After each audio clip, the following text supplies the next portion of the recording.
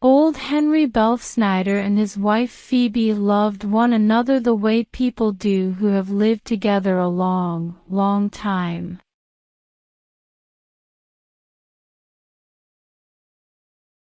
They were simple farm people. Their world was their fruit trees, cornfield and backyard with its pigs and chickens. The rest of the world was far away like stars in the sky.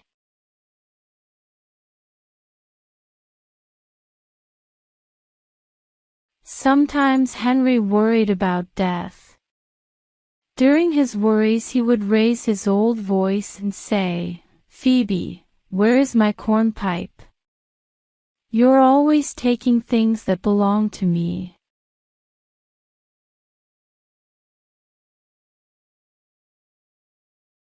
"Now, you hush, Henry," his wife would say. "If you keep talking like that I will go away." And then what would you do? There is nobody to look after you.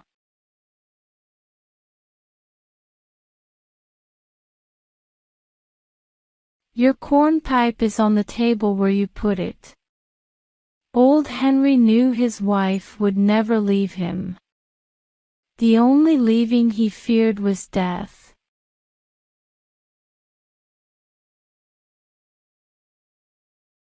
He often wondered how he could live without Phoebe. When she wanted him to get a pail of water, Henry liked to say, "Do this, do that. Always asking me to do something."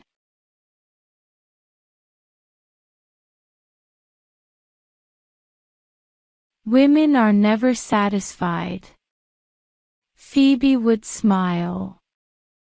She could see the inner happiness shining in his eyes.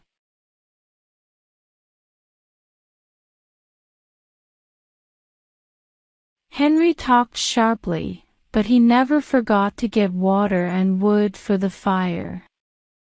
In this way they lived happily in their simple world.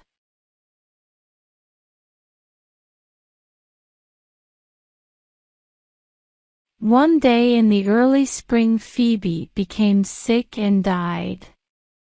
Old Henry watched them put her body in the earth.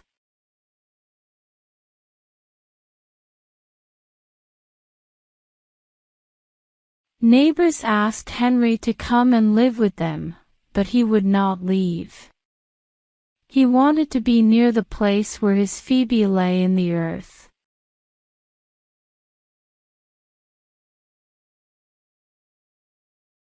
He tried to work around the farm, but it was difficult to return to an empty house at night.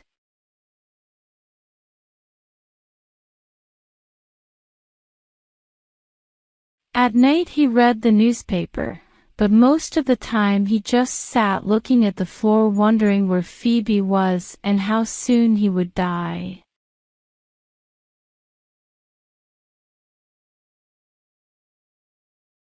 For 5 months he lived like this. Then, there was a change. It happened one night after he had gone to bed. There was a bright moon in the sky.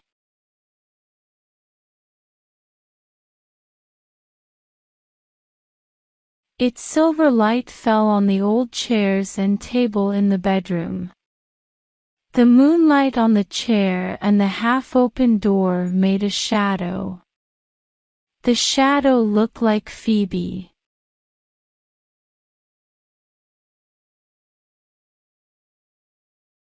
She was sitting by the table the way she had done so many times before.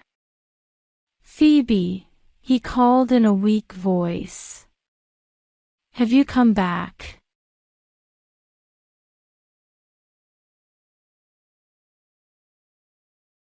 The shadow in the chair did not move. Henry got up and slowly walked toward it. When he came near the table he saw that there was nothing on the chair but his old coat.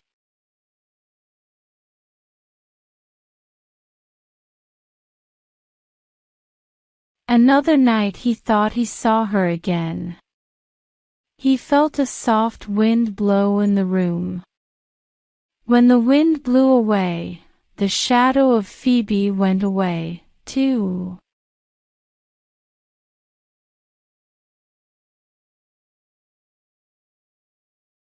Third night when he was sleeping, she came to the bed and put her hand on his head. "Poor Henry," she said gently. "I am sorry you are alone."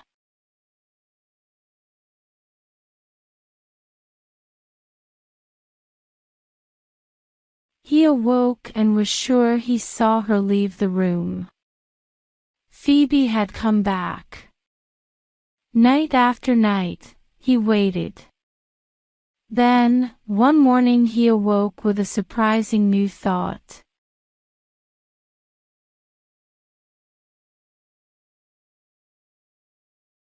Perhaps she was not dead. Perhaps Phoebe had just gone away. They had argued about the cornpipe and she had left the house. Yes, that was it.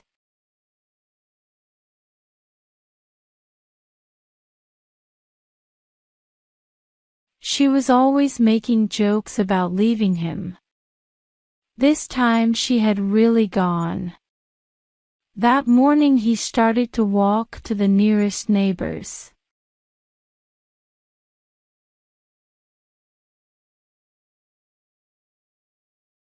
"Why, hello, Henry," said Farmer Dodge, who was taking grain to market. "Where are you going this morning?"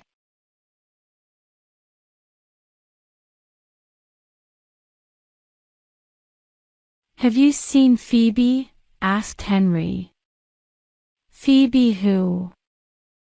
Farmer Dodge knew Henry's Phoebe was dead.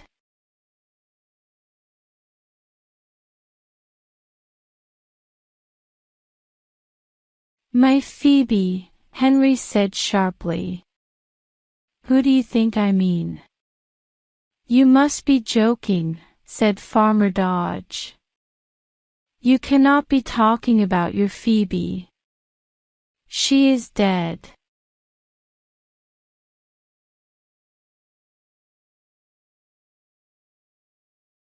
"Dead? Not my Phoebe. She left me this morning while I was sleeping. We argued about my cornpipe last night and that is why she left."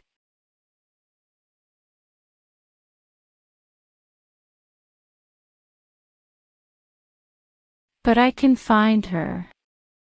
"She went over to Matilda Race's farm." "Yes, that is where she is." Henry started to walk fast down the road.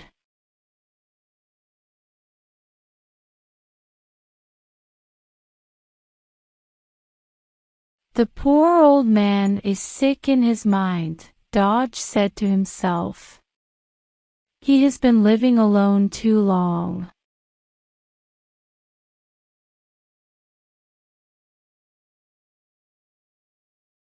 Henry met no one until he reached Matilda's farm. His Phoebe and Matilda Race had been good friends. Phoebe must be here.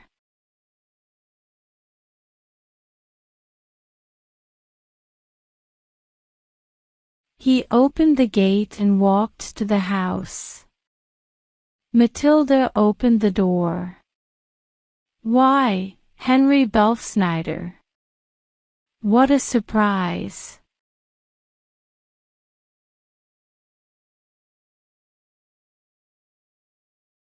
"Is Phoebe here?" Henry asked. "Phoebe? Which Phoebe?"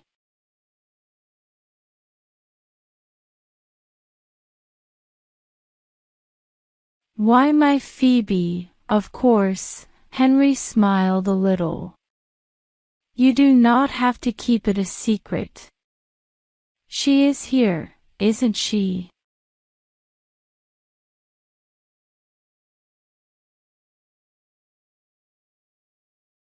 He looked inside the house.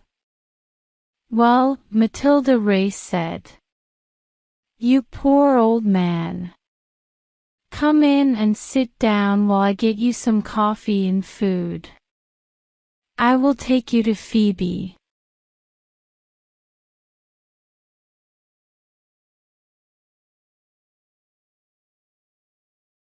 "I know where she is." While Matilda worked in the kitchen, she talked to Henry, but he was not listening. He was thinking about Phoebe.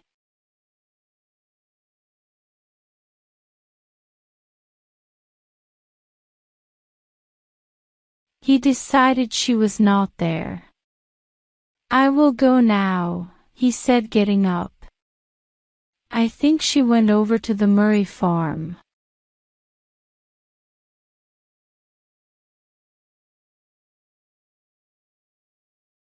Then he was out on the road again. It was like this for many weeks. Every night he returned to his house to see if Phoebe had come back.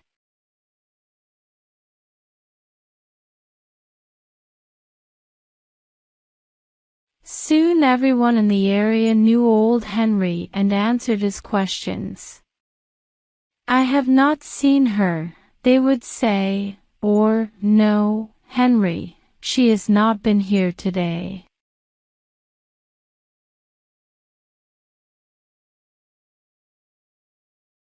It was in the 7th year of looking when Henry came to Red Hill.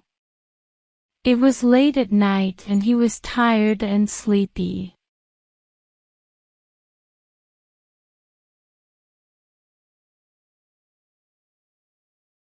Years of walking and very little food had made him thin. After a while he fell asleep, with his head resting on his knees.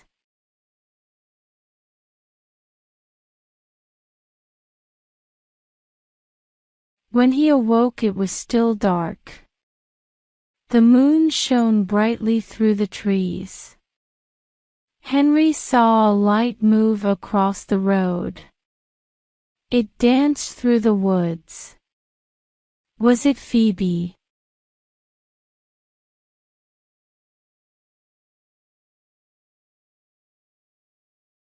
He jumped up. He was sure he could see her in that light. Yes, there she was. The young Phoebe he had known many years ago.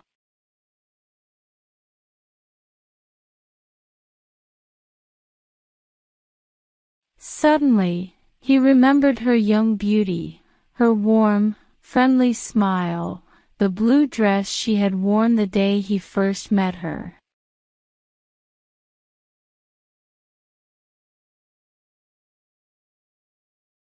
"Phoebe," he called. "Have you really come? Have you really answered me?"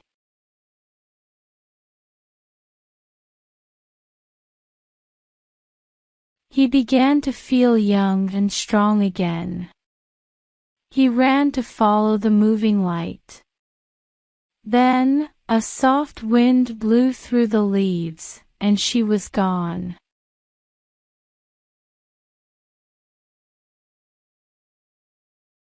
"Phoebe," he cried. "Do not leave me, please. Please, stay with me."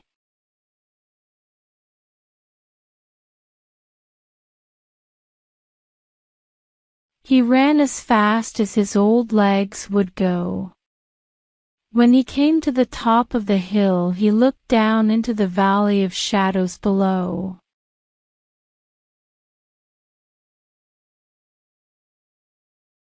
Tears of happiness came into his eyes when he saw Phoebe again. Yes, there she was. Down in the valley, smiling up at him.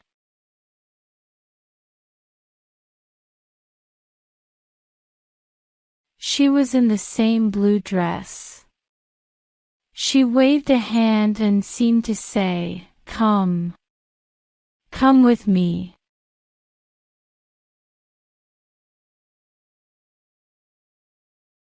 Henry felt the strong pull of a new world where he and Phoebe would always be together. He gave a happy cry. "Wait, Phoebe. Wait. I'm coming."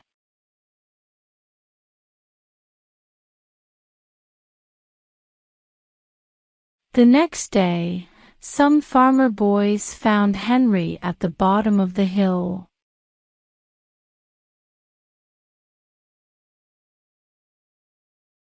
His body was broken. There was a soft, happy smile on his face.